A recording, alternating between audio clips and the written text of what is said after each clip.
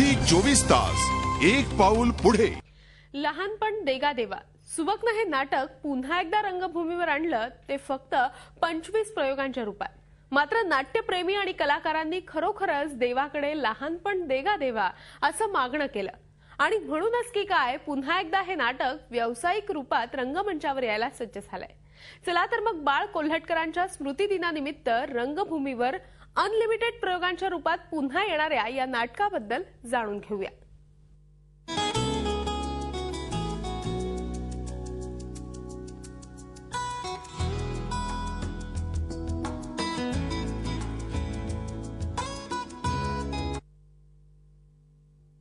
नमस्कार. लहानपण देगा देवा हे नाटक बाळ कोल्हटकर लिखित आणि मंगेश कदम दिग्दर्शित आपण सगळ्यांनीच सुबकच्या माध्यमातून पाहिलेलं होतं. पण आता पुन्हा एकदा बाळ कोल्हटकरांच्या स्मृतीनिमित्त आम्ही परत एकदा आपल्यासमोर रंगभूमीवरती हे नाटक घेऊन आलो आहोत. आमची सगळी टीम तीच आहे, फक्त एक छोटासा बदल झालाय. आमच्यामध्ये शिल्पा तुळसकर ऐवजी आता लीना भागवत सामील झालेली आहे.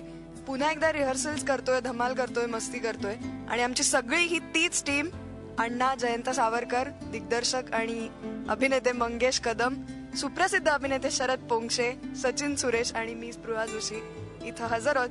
तर आम्ही सगळे आता तुमच्याशी थोड्याशा गप्पा मारणार आहोत आमच्या नाटकाबद्दल आणि रिहर्सल्स बद्दल. सगळ्यात आधी मला आमचे दिग्दर्शक आहेत मंगेश कदम, त्यांना विचारायचंय, पुन्हा एकदा खास लोकाग्रहस्थ आपण लहानपण देगा देवाचे प्रयोग सुरू करतोय, काय वाटतंय तुम्हाला? मला खूप आनंद होतोय, कारण हर्बेरियमच्या वेळी आपण हे नाटक केलं होतं तेव्हा तुला माहिती आहे की लोकांनी काय डोक्यावर घेतलं होतं. आणखीन त्याचे प्रयोग खूप धमाल चालले होते, हाऊसफुल चालले होते. आणखीन त्याची विचारणा होत होती सतत की हे तुम्ही परत कराल का. परंतु असं योग येत नव्हता. परंतु आत्ताच बाळ कोल्हटकरांचा स्मृतिदिन आहे, त्या निमित्ताने हे नाटक पुनरुज्जीवित होत आहे, याचा मला आनंद होतोय. आणि हा आनंद आणखीन ज्या प्रेक्षकांनी बघितलं नाही त्यांच्यापर्यंत पोहोचेल याचाही मला आनंद होतोय. नक्कीच. आणि हे 25च प्रयोग होणार नाहीयेत, त्यामुळे निश्चित खूप लोकांना आणखीन हे नाटक बघता येईल. अनंत उत्पातची जी अत्यंत उत्पात घडवत असते स्टेजवर, तर ती जे साकारतायत ते आहेत शरद पोंक्षे. शरद काका, तुला कसं वाटतंय पुन्हा एकदा आपण लहानपण देगा देवा घेऊन येतोय? नाही, मला खरंच खूप आनंद होतोय, कारण जेव्हा हर्बेरियमच्या स्कीम मधले 25 प्रयोग संपले तेव्हा खूप वाईट वाटलं होतं की इतकं सुंदर भट्टी जमलेलं नाटक लोकांना इतकं ते आवडतंय आणि आपण हे थांबवतोय. पण अर्थात सुनीलनी त्या तत्वावरच ती नाटकं केली होती, त्यामुळं ते तिथं थांबणं अत्यंत गरजेचं होतं. मग मध्ये बराच काळ गेला, मंगेश आणि मी भेटलो की मी सारखं मंगेशला म्हणायचो, अरे करूया की परत आपण, कर ना तू. आणि त्यांनी खरंच मनावर घेतलं आणि आज हे नाटक पुन्हा एकदा येत आहे आणि पुन्हा एकदा ते सगळं अनुभवायला मिळणार आहे प्रेक्षकांनाही आणि कलाकारांनाही. खरोखरच प्रेक्षक आणि कलाकारांना एकाच वेळेला आनंद देणारं हे नाटक आहे आणि सगळ्या पिढीतल्या लोकांना आवडतं. हे ह्याचं फार मोठं वैशिष्ट्य आहे. ती भाषा, आज अशी भाषा लोकांना ऐकायलाही मिळत नाही. म्हणजे हल्ली कृत्रिम वस्तू भेटायला लागलेल्या आहेत. मला बस भेटली, मग नंतर मला ट्रेन भेटलीच नाही, असं बोलणाऱ्या पिढीसमोर अतिशय सुंदर अशी मराठी भाषा आपली कशी होती आणि कशी असायला हवी हे नाटकासारख्या अतिशय सशक्त माध्यमातून लोकांपर्यंत पोहोचेल. आणि अण्णा सावरकरांसारख्या प्रतिथयश आणि इतक्या सिनियर कलाकारापासून ते तुझ्यासारख्या अगदी आत्ता आलेल्या कलाकारांपर्यंत सगळ्या प्रकारचे कलाकार, वेगवेगळ्या स्टाईलचे कलाकार आहेत या नाटकामध्ये. प्रत्येकाचं स्कूल वेगळं आहे बघ.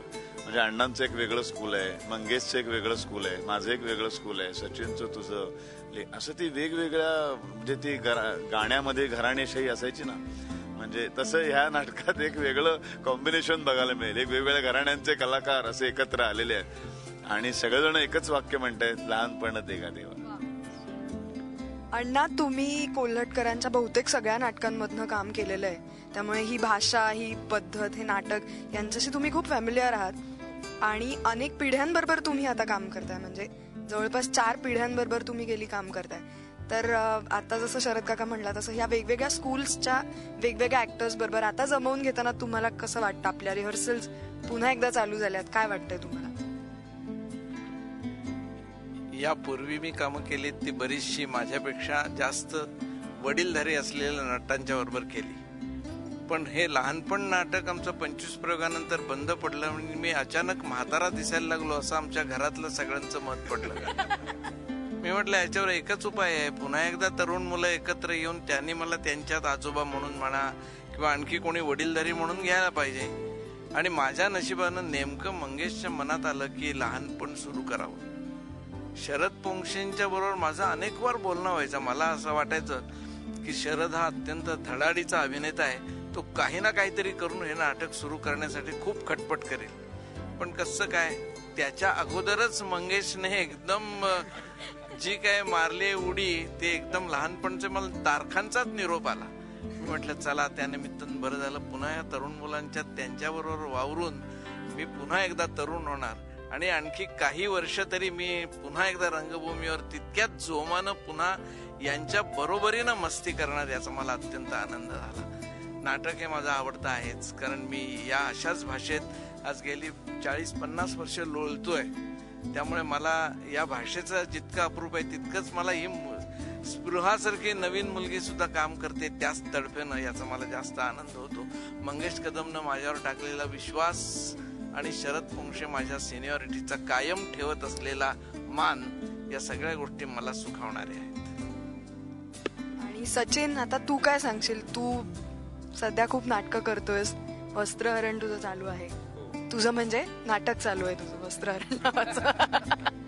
तर आता लहानपण डेगा देवाचं आपण पुन्हा एकदा रिहर्सल्स करतोय आणि सचिन आमचा असिस्टंट डिरेक्टर आहे, त्यामुळे तो एक वेगळाच सध्या रुबाब घेऊन फिरत असतो. तर तालमीच्या निमित्ताने तू काय सांगशील? खरं म्हणजे लहानपण हर्बेरियम मध्ये आपण केलं त्या वेळेपासूनच मी या नाटकाचा फार मोठा फॅन आहे.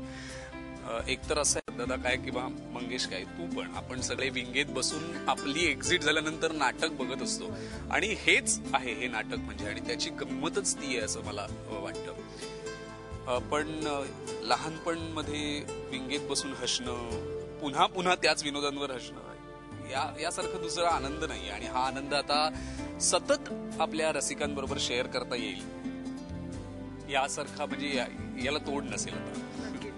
आमची सगळी टीम सारखीच आहे. मी जसं मगाशी म्हटलं, फक्त एक बदल घडलाय. शिल्पा तुळसकर ऐवजी आता ताईचं काम लीना भागवत करते. तर मला मंगेश काकांना असं विचारायचंय की आता एक नवीन पात्र प्रमुख भूमिकेत येतंय, तर दिग्दर्शक म्हणून तुम्ही कसं ट्रीट करताय? काही वेगळं आम्हाला दिसणार आहे का? नाही, शिल्पा तुळसकरने पण छान केलं होतं. तिचं जो लुक होता, तिचं जे दिसणं होतं तेच ताईचं, अगदी हुबेहूब ताईच वाटायची ती.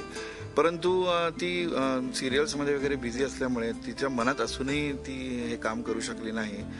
परंतु लीनाने जेव्हा हे नाटक बघितलं होतं तेव्हा मला असं म्हटलं होतं की मला याच्यात या नाटकात छोटी का होईना भूमिका करायला मला आवडलं असतं, इतकं छान तुमचं हे नाटक होतंय.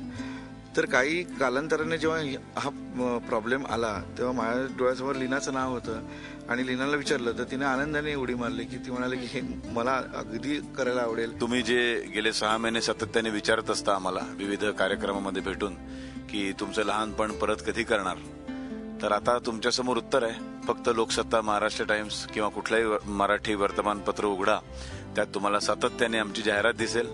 त्याच्यावर तारीख आणि थिएटरचं नाव असेल, ते आवर्जून बघा, लक्षात ठेवा आणि सगळ्यांनी या, भेटू आपण सगळे मिळून, खूप एन्जॉय करू, आयुष्यातला आनंद साजरा करू लहानपण देगा देवाच्या निमित्ताने.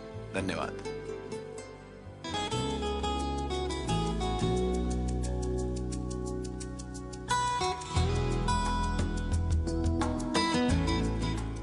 झी 24 तास, एक पाऊल पुढे.